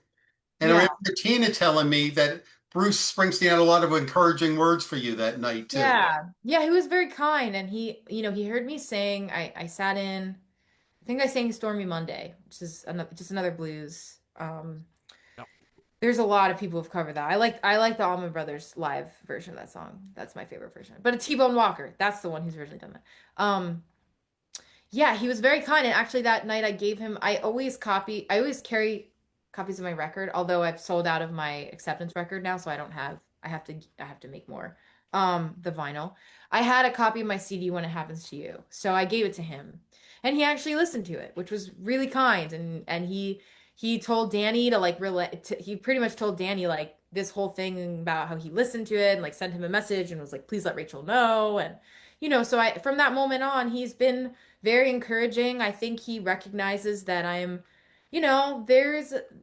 we got to keep the spirit alive of Asbury Park. I mean, my music does not sound like Bruce Springsteen, but it's not about that. It's the energy, it's the love, it's the passion, it's the authenticity, and I think Bruce sees that because he knows like this again, we all know this, the struggling artist, we're all in our heads, we're all suffering with depression. That watching the film, which I thought was so beautifully done, is very accurate to what our lives are like, the ups and downs, needing the support, needing the cheerleaders. And like I really especially like loved seeing his relationship with John Landau because like we need that as artists. Like we are just that fragility is like what makes the art so powerful and real, but it also is what like destroys us. So I think he sees that, and I think he's seen like again, this is young, up and coming. This is the new Asbury blood, and I think he's just a very supportive person, and he's been nothing but kind, and I'm extremely grateful both to him and Danny. I mean, it was nothing I was ever expecting, and I think he also senses that I don't want anything from him. I'm just grateful to like know and be doing music and to have encouraging words. That's enough. So yeah. Rachel, that was one of my favorite parts of the movie was that relationship with him and John. Like I know, those of us that know, like we Yeah. know how tight they are, but Yeah. like to see them and the actors, the way they interacted, and the scene that really got me was in the bedroom and they're listening to Sam Oh, cook and yeah. they're Oh kind my of God, touching me each other. too. Me Like that too. was like that got to me. Like I was crying because I Me was like, too. wow. So I guess my question for you is like, Bruce has had Stevie and John for Yeah. years. You Yeah. know, who do you have for your support? I don't know. You are you your own support team? You know, it's challenging. It gets really challenging. And like being an artist is being on an island. I mean, I'm super grateful for my bandmates. I have people in my life like my mom who's always been, she's my rock. Um, I like honestly like Danny and Tina and Maria have been some of the most consistent like people in my life. I never thought that like walking into the gallery in 2016 and then everything that we built transparent, like truly, I mean, as I navigate this industry, it is crazy, and you have to really have a shield up. They are like they're like family to me, and I'm extremely grateful, and every time Danny does anything like this with me, I feel so lucky because he's so busy. And but I also know how much he loves playing, and that was a big thing at Transparent was I was always making him play. And I also think that gave him the confidence to be like, getting on stage with the Foo Fighters and Eddie Vedder and Bruce, because he deserves to be up there too, and it's cool. So yeah, I don't know. It gets hard. It's a very isolating industry. It's very isolating as an artist in general because you are constantly in your own head. Um, but yeah, it is important to find those people. So Well, we're always here. Thank you. Anytime you got a new album you're working on, you Thank you. got a single you want to put out, we're Yeah. here Thank all the you. Well, time. I'm working on a ton of new music right now, so I definitely will be having stuff to share with you guys. And we're going to be playing some new music at the show too. So, yeah. One of the funniest things I ever saw with Danny was that this past light of day, Danny was on stage playing music for a while, and then he went into camera mode. He's got his cameras and he's taking pictures, and Bruce Yeah. is there, and all of a sudden, out of the blue, Bruce surprised Danny. He's like, "Danny, get over here! What do you got?" And Danny was like, he wasn't ready. He took his cameras off. He had to feel through his pockets and find what Oh, harmonica he yeah. had. It was I he was know. not in that mode. But Bruce called him, and you got to go. Yeah, and that's the thing too, and that I think that's another thing that Bruce recognizes in a lot of older musicians. Like I know I'm an old soul. I love rock and roll. People will say to me like, "What? You don't?" I met somebody last night. I just played a solo show at the Asbury Hotel, and Right. someone was like, "You don't you listen to Pink Floyd and Thin Lizzy and Black Sabbath?" I'm like, "Yeah, that's I'm convinced that I died of an overdose in 1970 and was reincarnated as this." Welcome I back. There you go. I just Wow. I think if that's a real thing, I think that's a thing. But I don't necessarily fit the part as a 36-year-old woman, but it's my everything. And that's why I love the blues. It's genuine. When we're up there playing, whether we're playing to 10 people at the gallery or 1,000 people at See Her Now or at the lanes, Danny and I are truly having the time of our lives. Truly. I think that's also a common thread amongst musicians. The industry gets in the way, all of the politics gets in the way, the fame, but when you find real musicians and you want to play, they want to play too. And I think again that's why Danny's like, Rachel, you know how to get musicians to want to just play their instrument because it's what that's all we want to fucking do. Right. Just play. I think that's I've obviously seen Bruce a lot of times. I saw him at the Why Hunger thing, and I get that about him. I think he just wants to play. I mean, that's why he's still doing this, and he Yeah. does it so well. So why not? I mean, look, they're in they're in Minneapolis today, right? Was that Yeah. today? Yeah. Tuesday's the opener. He was there But yesterday they're for out No there Kings, now. but Tuesday is the opener. But he's there for the No Kings rally, right? Right? Yeah, that Did was you play yesterday. today? Yep, yep, Mhm. yep, Yeah. yep. But that is, and I think again that is a tried and true thing about all musicians. And it's hard to navigate the industry and managers and people and bookers and people that have never touched an instrument but think they have so much control over an artist when from an artist and artist relationship, the best people I've met in this industry have been, besides the fans, other artists, because we all have the same commonality of wanting to be on a stage. And it's a spiritual thing. I think it's a higher power thing. It's like a religion, I mean, again, I don't need to tell you guys that. Rachel, I think you're onto something. I think the spirits of Jimi Hendrix and Jim Morrison and Janis were floating around in the universe, and they got ping pong balls, and then when they came to you when you were born. So I mean, seriously, it's good crazy. music is good music. You're listening to the Beatles, other kids are listening to Backstreet Boys. Good music is good music. It doesn't matter when it came from, whether Yeah, it's Buddy Rich or T-Bone Walker or Chuck exactly. Berry or whoever. Good music Yeah. is timeless. And I think it's really, I was having this thought the other day where it's it is hard and sad to think about. Rock is always going to be alive and well because everybody loves rock music. But as an industry, there are certain parts of it that have made it very difficult and are making it are kind of letting it die. And you have all these legacy acts who are the Elton Johns, the Bruces, the Billy Joels, that are like the Stones, that are well, what are we gonna do? We have to carry on the light. We have to continue that. There's a lot of young artists that just do their own thing. And I love all that. I love a lot of indie rock. I love a lot of modern rock. But I don't know. It's just I don't know. I say to my mom all the time, I'm like, you're so lucky. You grew up in a time where rock was so raw and it was also pop music. That's the difference. In the 60s and 70s and even into the 90s, pop music was rock. Pop music now is not rock. So, I mean, you have certain bands, but I don't know.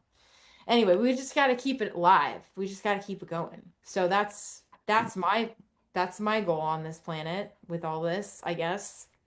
Well, Rachel, I will see you on the 19th of April. I'm Cool. excited to. I was like, wait a minute, the 19th. That name's that date. Ryan will be in town. Yeah, I'll be there. So I'll be there. I'll meet you. Be great to meet you. Amazing. So So my last question for you. yeah. We know you're busy. Obviously, you're working 10 different jobs to make things work. If you already kind of answered the question that I usually ask about your first like great musical. Sometimes I ask like, what's the first album that you bought Yeah. with your own money or somebody gave you, but you kind of answered that with the Ed Sullivan tape, which is Yeah. a great answer. We've Yeah. had some doozies like Gordon Brown shoplifted Kiss out of Yeah, a lot of people out of shoplifted their records. there was some by the way. shoplifting involved. Everyone stole something. This is like confession over here. But I thought it was like this little paid for innocent it. question, but no, we're getting into like statute of limitations and grand theft auto and all kinds of stuff. Somebody that you could wish that you could, play with on stage, collaborate with, two-part question. Somebody that's gone Okay. and then somebody that's currently, working that you would want to work with, Well, play with on stage. who's gone is probably the band. I mean, Levon Helm, even though I'm a drummer, I would just love to do or any members of the band, Richard Vanuel, Robert Robertson, just to be able to be in that aura of greatness. Currently, oh my God, there's so many. I mean, honestly, I'm gonna go back to the John Mayer thing. I mean, I would like if John Mayer asked me to be his drummer, I would be like, done. Love that. Like, or be in a studio. Like, yeah, that would just be a dream. Like I'm gonna make it happen one day. I don't know when or how, but it's gonna happen. You've gonna mentioned manifest. those are good answers. I like it. We get a wide swath of people like John Mayer. That's a first one. You've mentioned Levon several times. The band obviously is. I love the band. People don't even know who they are really, but their influence is so widespread. It's So crazy. widespread. Even Bruce, like you listen to Yes. Preacher. Stan, Well, what song am I thinking about? The Preacher from Letter to You. Well, also in Robbie Robertson's documentary, he's the first artist interviewed, and he talks about in when he was 18 years old, and he was in the Internet Cafe in Red Bank, and he heard music from Big Pink for the first time, and I was like, "Whoa, I did not know that." And I was watching the Robbie Robertson documentary, and Bruce came on as the first, and that was a cool. I had a cool conversation with him about the band too, because he's really influenced by them. I mean, everybody was George Harrison wrote "All Things Must Pass" for Levon, and the whole story about Clapton breaking up Cream because he heard what the band was doing and was like, this is really cool. I want to pursue this. Anyway, sorry. Continue. Part of American Music Honors this year, which I shouldn't bring up because I know it's a very difficult ticket, but there is a tribute to the band. Yeah, I know. So I don't know if the E Street Band or other artists are going to perform band songs. So that should I really want to go. I gotta get in, sneak in. Yes. I know. I want to get on stage. Hey, Danny. Hey, Danny. Hi. Hello. Hey, Julie's there. I'm late. I got caught in traffic on the way home from Queens. Sorry. That's okay. It's good to see you. Rachel, if you've never heard it, do yourself a favor, check out the band, which is the band minus Robbie after he'd left, doing Atlantic City. Oh my God, I've heard is that. like So Levon, good. like it's a great song, but then when in Levon's voice, it just takes it to a different level because it's I adding know. a whole different layer of grit and real life to it. Yeah, it's So on you've that talked about record Levon several Jericho. times. Yeah. You style your drumming after Levon at all, or no? I would say, it's interesting because I wouldn't say my music is like the band, but I'd say the one thing I do take, there's two things I really take from the band, and what I really love about them is their authenticity. They're just one of the most authentic bands I think to ever. And I think that's what so many musicians have recognized in them. But two, it's the groove. I mean, I write hard hitting rock music. Like again, I'm entering more into the Sabbath world, but also, I mean, Bill Ward was also he was a groovy drummer. All of that music was still blues at its idiom, like that's what those guys were doing. They didn't even have a name as a band. They were just singing blues songs with Ozzy in clubs all throughout the UK. But yeah, I would say the one thing that I take is that I always have a groove in my music, and I play all the drums on my record. So that's like a really important part of just how I feel music. And like that was Levon at his core. I mean, he was just a rock. Stan didn't play. Bruce played with Levon in the Pony, right? Yeah, 1987. Yeah. Okay. Rachel wasn't even born yet, but yes. August of 1987. You know, Rachel, something real quick, you mentioned Bruce has said he loves playing. He got as much kick as playing in front of 30 people at the Stone Pony as he did in front of 20,000 people at Madison Square Garden. Exactly. So it sounds like you do too, whether it's 10 or a festival or something. Yeah. Yeah, no, exactly. That's the whole thing. And it's the same thing, like a band like the band. I mean, those guys, they just wanted to play. I mean, they got their start when they were 16, 17, touring the country, just playing clubs. They couldn't even legally be there. And they were just rhythm and blues, rhythm and blues. Like, you know, Little Richard and like Sonny Boy Williamson. That was like, and just that's how they got so good. But anyway, so yeah, I mean, definitely the groove. Yes. Ryan, you were saying something. I'm sorry. I think No, I you answer my question. No, you answer me. Howie, Julie, is Julie still? Julie- Why did Julie have the black leather jacket? Was she seeing somebody tonight? Is that what was going on? No, she had a family thing to do, Oh, and I swear to God, I saw a black leather jacket like she had been to a concert or something. That's why I asked. no. She Okay. just this is her look. Love No, I just wanted, obviously, I wanted to thank you, Rachel, for doing this. We obviously, like I said in the top of the show, that everybody in Asbury Park and all Spring Nuts, we love you. Like you mentioned, you've been with us, from the beginning, and I didn't even realize that you were the musical director, but I do remember meeting you Yeah. that first year, and it's been a great relationship since. We are always here to support you, Thank and you. we say this to, it's a repetitive thing to people who do watch every episode, and a lot of the people that we have on are from the Asbury Park music scene and whatnot. And, you know, we say that there is no scene in the world, and that's not even being, non-objective. It's just that then the Asbury music scene, you guys make it such an enjoyable experience. Music did save Asbury Park. Yeah. That is no truer words. I've been going to I since I was a kid, and I'm talking about, you know, I'm dating myself, it doesn't matter, but 40 years ago, it wasn't like this. Yes, there was a Bruce, there was Southside Johnny, but now there's such a great future, in Asbury, and like Bruce is, like you said, Bruce is supporting it because, you know, the torch is being passed, and you Yeah. guys are carrying you're doing a great job.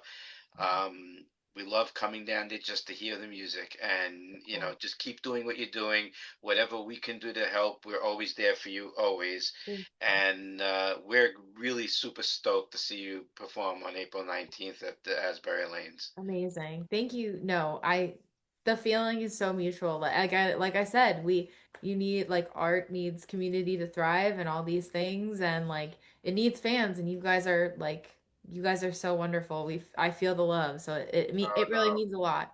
Oh, And I'm Rachel, here. people, Rachel, Anything I can people ever are do, I'm here. So Rachel, people are asking. So yeah. go ahead and where can we hear her music? For Okay. you, knowing what we just talked about, what is the best way for people to hear your stuff? Honestly, I know this is gonna sound crazy because we talk about streaming, but streaming it online is great. I mean, it does count for a lot. Spotify, Apple Music.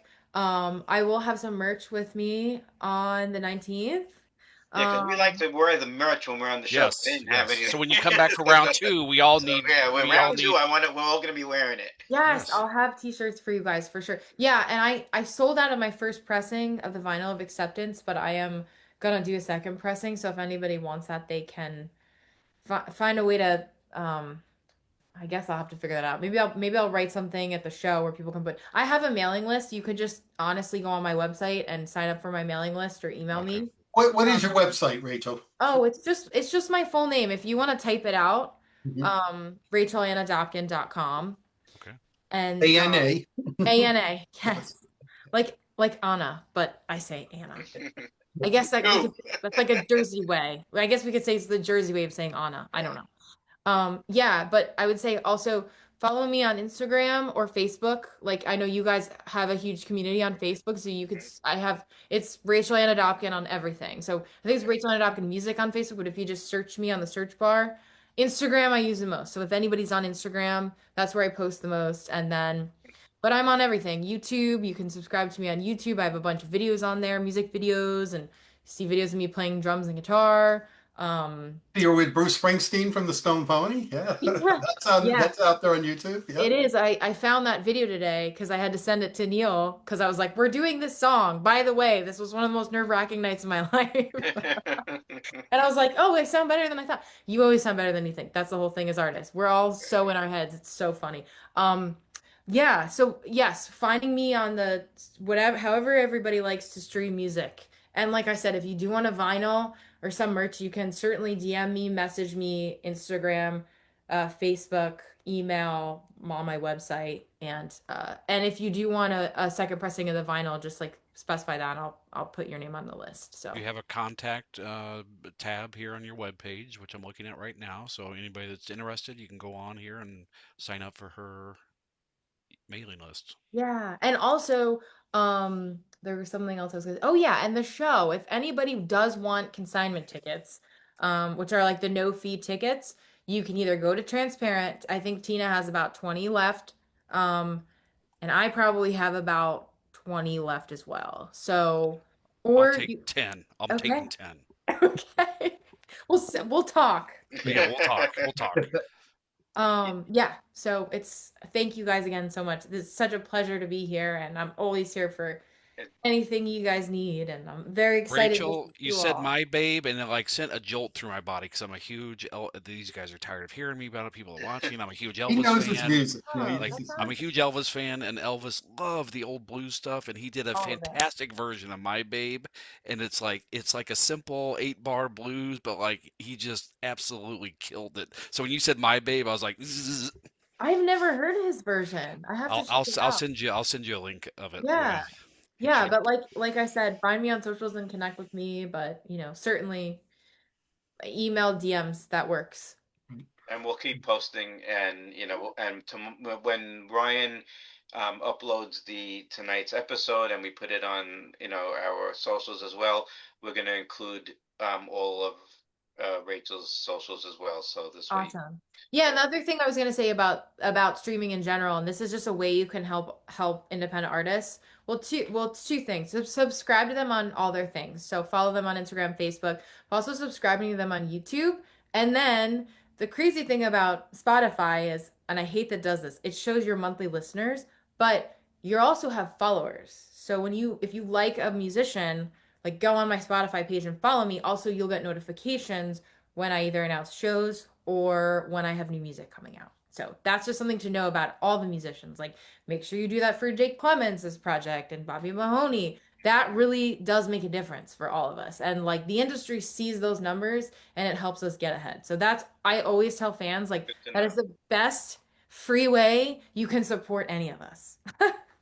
Yeah. Amazing. Last question. Is there any other female artists that we should be maybe talking to in the Asbury, Jersey scene? Oh wow. Do you know Emily Grove? Mm. Okay, I love Emily. Is that Miss Emily? No, No, different. it's somebody else. Okay. Sorry. She does a lot of stuff with Gordon and Reagan. She Right, has. yeah. I mean, Emily's been around for a while, but she's a legend. She's amazing, wonderful human being. There's so many great female artists. Sorry, I didn't mean to put you on the spot like No, that. it's okay. Nicole Atkins. Des Spinks from Jez and the Swagmatics. Mhm. She's great. Yeah, it's so funny because I feel like there's always like new bands coming out of Asbury, and because I've actually been in LA quite a bit, I feel like I don't have my finger on the pulse as much as I normally do. But Nicole Atkins, although she's oh yeah, Nashville more, but she had no, Cole's great. Of course, she's amazing. I think she's in Nashville now. Right. But yeah, I mean, Emily is the first one that came to mind. There's definitely tons more. I'd have to think about that. I could come up with a list for you guys for sure. Yeah. Absolutely. Right now Yeah. we're focusing on you, so yeah, it's you tonight. Yes. So, but thank you, Rachel. Thank you so much. Yes. Thank you. you. Thanks so much. Nice Thank way to you, spend a Rachel. Sunday night. Yes. Amazing. Happy Sunday. Thanks for making it work tonight. Yes. No, it's you. It's all you. It's all you, and it was a pleasure. Yes. Sunday, April We're gonna 19th. have you back after April 19th, Would by love the to. way. Yeah. All right, kiddo. Yes. All right. All right. Thank you, everybody, for Thank joining, you. and have a great, Thank great you night. so much, Thank you, Rachel. everyone. Great night. Bye-bye. Good night, Bye. everybody. Good night. All right. Howie and Stan. You stop Yes. streaming? No, I didn't stop streaming. We're still live. If we have anything that we want to round table as just general Springsteen people, Spring Nuts, tours ramping up. So I guess for anybody watching at home, I've kind of been off the grid for a while, but apparently Nugs is streaming the show on Tuesday. Yeah. So I'm debating, like, do I still stream? I think I will. Okay, serious question, since this is us and we're talking to Springsteen people. As a streamer, I can't touch the screen to do anything about the comments. Can I you don't see them, want, Ryan? I can turn them off, for me, since I'm streaming. I don't want it to get ugly. And I'm afraid because of the situation, it may turn ugly, and I don't know how to control that other than asking people not to be a-holes during the show. Best thing, ignore it and ask the people to ignore it. If Ryan, just for, listen, it's not what you want to do, but it's the way of the world. If you see it, and unfortunately, there is a way for you to kick them out. It's your feed. After the fact, I can't. That's what I'm No, saying. I know During you the can't. show, Yeah, I can't do I it during the stream because I can't you're touch live. I'm live. Live. But the after the fact, thing I know about trolls is if you give them attention, that's what they love. and it's not about the They're trolls, ignored. Stan. What I'm worried about is people getting ugly and attacking other people because of the environment that we're in Well, right now. see if it happens. See if it happens. I think it's mostly going to be a Bruce crowd. Keep it to Spring Nuts if you want. Don't go public. Yeah, they're the nicest. Yeah. And we know who they are. We'll see. Right, exactly. They're not hiding Right. behind names. Stan and Howie, question for you. We got a tour opener out of the blue. Nobody was expecting to see Bruce Springsteen and the E Street Band on tour. We are here 2 nights from now, right about this time. We're an hour. I know what we've seen. I know we're getting tea leaves. The song that you would want him to, not what you think he's going to open with, but what song would you want to hear? And you at home can answer this too, Howie and Stan. For you personally, what song would you like to hear as the opener? I heard every rehearsal, so I know what they're going to open with. I know, but what I'd like to hear, I don't know. I'll go with what I heard. I like that as the theme. I think it's very powerful. It's something he hasn't played since 2003. So I think it will be very, very powerful. So I won't say it in case anyone wants to be spoiled, but I always thought he's never, except in the Born in the USA tour, 84, 85, open with Born in the USA, which I thought was such a powerful opener.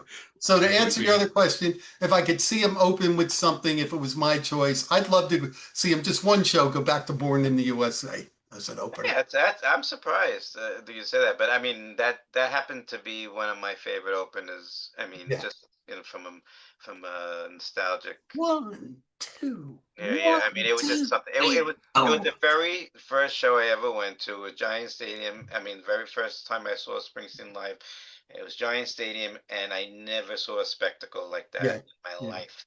I couldn't. It was very powerful. It was life changing to see all those fists in the air as a teenager, and everyone singing. I never saw anything like that. It was like, my God. Howie, when was this? When was that? 1985, Giant Stadium, and Bruce coming out and saying 1, 2. Again, and then you hear the opening, and then you hear, and everyone raising their fists, like, and you look around. It's very cool. It's just crazy. I never saw anything like that.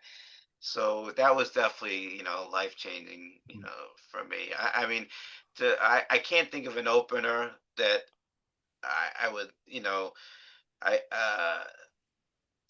it's not a question of the theme of the tour. I guess it goes back to what you felt. I always loved the Tunnel of Love when it opened the show. I always loved. I know back in the day when Doctor's Badlands would have been a great opener, and I guess would have been a great, could be a good opener for this as well. But I also like, that's my favorite anthem from Bruce. So I wouldn't want to get rid of it so quickly. I'd like to be somewhere in the middle of the show, So, but how about you, Ryan? Bruce comes to you Tuesday in Minneapolis and says, "You know what, Ryan? I know you do this show every morning, 8 a.m. on the dot in the East. You pick my opener tonight. What's it gonna be?" Dude, I'm not kidding you. The best opener I've ever seen out of any concert ever, including Bruce. Hot August Night, St. Louis, 2007. What do they come out and start with? I guess I think. Oh, was it Then She Kissed Me? Then She Kissed Me, and it was like the roof. I love that song. It just blew. It was like, what is he doing right now? And then he played Mountain of Love later in that show, and it was like it was one of the best shows of all time. It's in the top 10 of all. I just happened to be there because top 5. Yeah, I wasn't there, but it's considered one of the top 5, 10 shows of Bruce's. Then She Kissed Me. That would be my. And I actually love that version that he does. Really, I really love that version. Oh, all right. So everyone knows, yes, April 19th, Sunday. If you're around earlier, Alexandra Yardville from Sweden will be here. She's playing the gallery, Danny's Gallery at 4. For those of you who don't know, that is right next door to Asbury Lanes, where Rachel's show will be at 7 o'clock. So I assume Alexandra only play probably an hour and a half, so it still gives you time, 5:30, to get something to eat and then go into Asbury Lanes. That would be great. In Asbury, like for this thing that they're doing, like the only time I've really been in the Asbury Lanes was for the Serenade that we did there one year, but then Mark's band played there last year, and they didn't have the lanes covered up, so we were just basically there in front of the stage. Is that the normal setup? For the lanes cost. I know this from doing the Serenade there one time, and it costs a fortune for them to cover it. So, but I'm gonna assume, that they are covering the lanes for this for sure. Yeah. I would find it very hard because it's gonna, it's a Danny show and it's Rachel's show, and I find it hard to believe if they wouldn't cover the lanes. They're not just looking to sell a couple hundred tickets to this. And I always forget to mention this for the shows at Danny Clinch's gallery with Alexandra. You don't need tickets. All they ask you is to put a contribution at the door, which goes directly to her for playing. So you don't need tickets for that at all. I just got a message. Rachel's show, you do need tickets though. I just got a message from Rachel, and she said she had the best time. And oh, good. That was fun. That was fun. Yeah. That was fun. All of these have been fun. See, we sometimes I had no idea what we were getting into tonight, other than the fact I listened to her music this weekend. But it was like great conversation. It's good. It's good. We always want to help. People that are in the Asbury music scene. It's not just a Springsteen related thing all the time. It doesn't have to be. This is part of our world and our family, so it's good to help. And listen. It's becoming a popular thing, listen, it's a long waiting list to get on this show now. Yeah. I'm turning people away, baby. I've been getting messages. Yeah, I told you, Howie. I won't bring it up, but one of our future guests, someone reached out to me. Hey, can we get so-and-so on the show? I said, contact Howie. He's our booking agent. Yeah. No. So maybe we'll do a show, just the three of us and Julie talking about the tour. Once it gets going, we could do that. We could do that. Just the tours, we can do that during the the time we have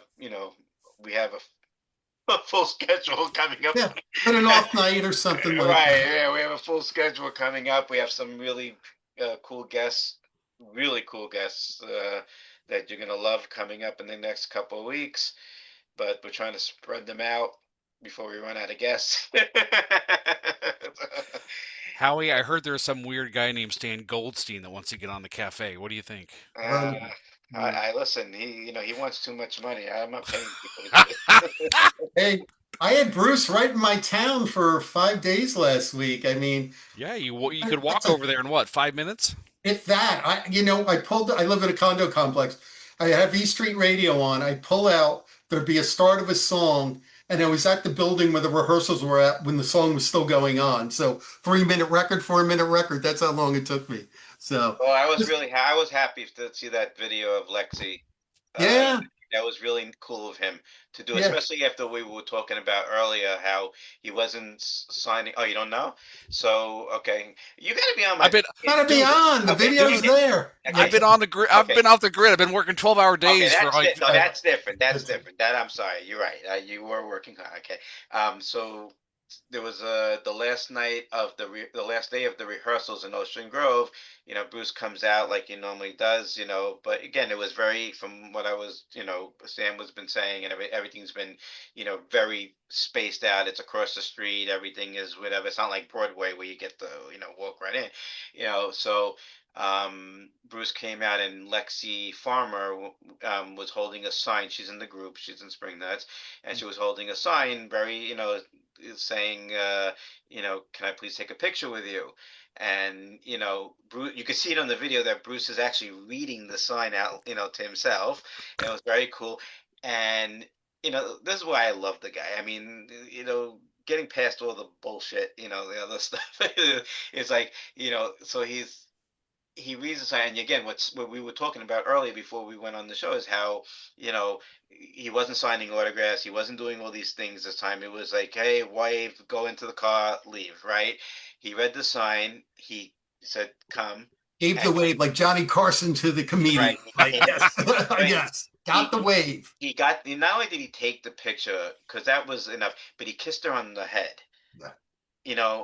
He kissed her on the head, and it was such a show of endearment and of appreciation. And he knew that this meant a lot to her. It's not something, I don't think, it's not someone he sees all the time, and and whatever. And he could see that this was really meant a lot. And if you watch the video, it's on Spring Nuts. Yeah, I took the video. It's my video. Oh, it's your video. Oh, okay. Yeah, I filmed that all. That's me. It was beautiful. It's such a great thing to watch. Yeah, and the crowd cheers when he called her over. Everyone was like, "Yeah, all right, Lexi, yeah." So I guess her sign said I've been listening since I was 5. That's what it is. 22 now. Yeah, that's Alice. Yeah, that's pretty much what it said. So. Oh yeah, really, really cool, very cool moment. I was very happy.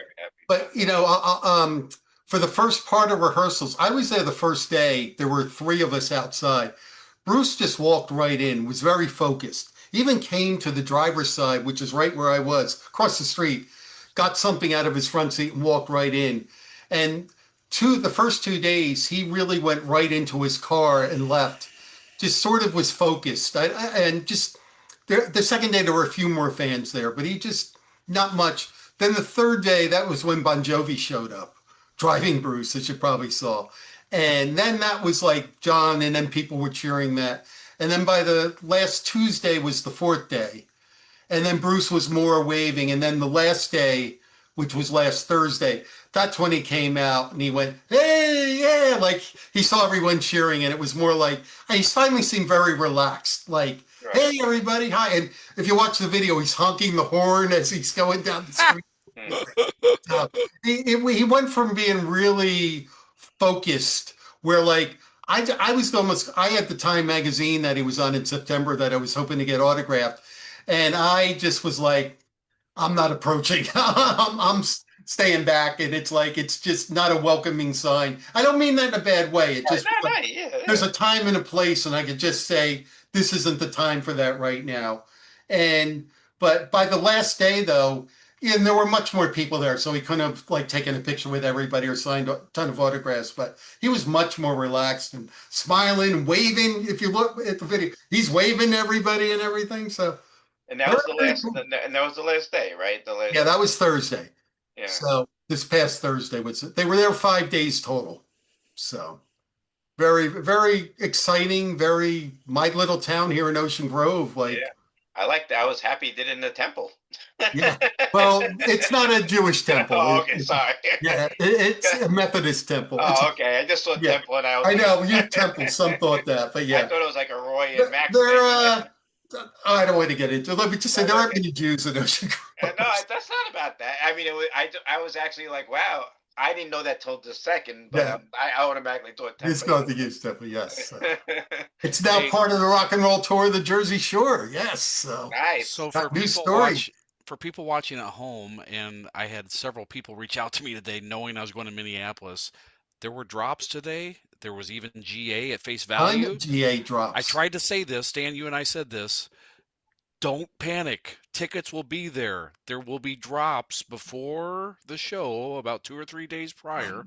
Once they get the stuff in, they know what it's going to look like. They're able to release some tickets around the stage, the sight lines. So every town, I don't know about every town, not for MSG, but for some towns, there will be drops a couple days before. So just keep your lids Some peeled. towns have a lot of tickets right now. LA has had GAs up the past few days. Really? The Prudential Center in Newark, the April 20th show, not GAs. There's been lower level seats, whole rows at face value. Toward the back, not right by the stage, but lower level. Not resale, but drops through Ticketmaster. Yep, they're right there, green dots. Well, there you go. And today, Brooklyn, I was looking at, all of a sudden, green dots, not resale tickets. That's May 14th, Barclays Center in Brooklyn. They're 2 seats, second row on the aisle, right on the side of the stage. Second row. And I was like, they were a little bit. They were the premium price. They weren't resale. But I said, you know what? These are, excuse my language, fucking great seats. And I'm taking these because I'm not quite GA ready yet with the knees, but I was like, I can't pass these up. So anyway, I think Madison Square Garden is always going to be difficult. Everybody, if you look, I want a GA. Anyone have a Madison Square Garden GA? You need a Madison Square Garden GA. I don't think you're ever going to see a Madison Square Garden drop. I do think you might see Newark. You probably will see UBS, the Belmont Park Arena. And those are usually good shows. I mean, I know it's not going to change or whatever, but it's a good place to see a show. Yeah, I'm going out. I enjoyed it. And Brooklyn, I wouldn't be surprised if you see a GA drop for Brooklyn at some point. So Stan, I don't know if I told you this, but I went to Brooklyn on the last tour. I'd never been in that building. I'd never been in Brooklyn. It's the first time I'd ever stepped foot in Brooklyn. But looking up, like I was right behind the singers. That upper area, like those were incredibly steep. Like I was like, I don't want to ever go up there. Yeah, it's it was scary. But you look. Someone said to me, Pittsburgh is hardly sold well for this tour, and somebody else. So some of the shows, Boston is very difficult. Boston is tough. I know that. But yeah, Karen, never MSG. Everybody, if you look at all the ticket groups, I need an MSG. Who has an MSG? You're not going to get it. No, but some of the other ones, I think you will. Like I said today, Minneapolis, I think they were available all afternoon at face value, which, don't get me wrong, face value with the fees was $522. So it's still not cheap, but they're there. Like if you're willing to pay the price. My point being, if you're looking at something other than MSG, keep your eyes peeled. There will be drops. Yep, lots of great ticks for LA. And GAs, I believe, have been available for GA. I'm wondering, for LA. Some of these sales have been pretty soft, so I'm wondering if there was a miscalculation. It was just like, let's throw this up and see what sticks. Like, you don't know. Yeah, we'll see. So in Minneapolis, I think there's still, outside of GAs, there's a lot of tickets available. So. All right, Stan. So not by design, but this will be the third tour opener. I was at the River in Pittsburgh. I was in Tampa, and now Minneapolis. I will be very curious. Like Tampa, like people talk about electricity in the air. Like there was a special mojo that night. Yeah. Because it was the first time they've been back. Yeah. Yeah, it was the first time since COVID. Like everybody was and jacked. Broadway and all that. Yeah. So 2017. I'll be very curious to see what this feels like in Minneapolis. Yeah, it's gonna be a theme, and this is just me, and I don't think you're gonna see the set list change much. Maybe a few songs here or there, but he's got his theme, and you'll see there's a theme to the show. I don't want to spoil anything, but it was on my Spring Nuts post yesterday. I put spoiler alert. Howie, what are you wearing? WNEW, is that the big rock station? That was the big rock station in New York City. That was the best rock station ever. Oh, it's not there anymore? It's not there anymore? No, that was one of the big rock and roll that loved Bruce, played Bruce all the time. Gotcha. So, All right, I want to All go. right, we're out of here. We're out of here. Thank you. We got as many people watching us as we did with Rachel almost. Thank you for staying with us. We got to do this. We got to do this roundtable after. Yeah, no. You know, we should stick, you know, this type of thing in. Yeah. Definitely because the tour is, you know, starting again, and we can do that and just make it a, you know, just discussion between us without having a guest. Yeah. And yeah, it's gonna be interesting, guys. Anyway, have a great night, everybody. Thank you, Ryan. Thank you, Stan, and thank you, Spring Nuts. We'll see you again. Stan, wait. Stan, one more thing. How do you feel about this? Howie said he gives nicknames to everybody. How do you feel about this Pride of Ocean Grove business that he's? I don't mind. It's where I live. Okay. Where I live, not bad. Pride of the Jersey. Trust me, I've said worse.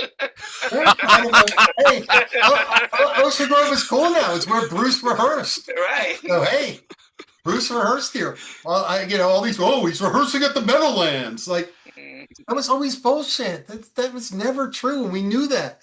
I actually thought he was going to be at the Vogel in Red Bank, but I got tipped off though about a week before. Someone said, "You're going to be able to go out and get a cup of coffee and listen to Bruce Springsteen in a week." I was like, "You're kidding me." Wow. But no, all right. We can keep talking, but let it. I gotta go watch the Knicks take my heart out. out. Yeah, they're playing Oklahoma City. Yeah, I gotta watch that too. Have a good night. Good night, everyone. Thank you. Adios. Thank you. Bye-bye. Adios, muchachos. Adios. By the way, Ryan, the whole time I thought you had a mic, and it's the mic behind you. I thought you It's Rachel's mic in the picture. I didn't know. And like, wow, look, he really taking this podcast seriously. You got a professional mic and everything, and I didn't realize it. I didn't realize it till now. And funny. I was like, wow, that's Rachel's mic. I'm in front of your mouth the whole time. I mean, or right by you. I said, wow, he really went all out and got this, got a professional. Maybe I should get a professional mic. That's funny. I love that. She said, that's a lot of me looking at me. It's good. It's good that she got the. No, that was good. I seriously, I enjoyed talking to her. Yeah, She's I enjoyed a great it. person. Yeah. I've enjoyed her music. So yeah. Are we still streaming, by the way? Yes, we are. Okay. I will end it now. Hang on a second, Howie. End stream. Live stream. Stop live stream.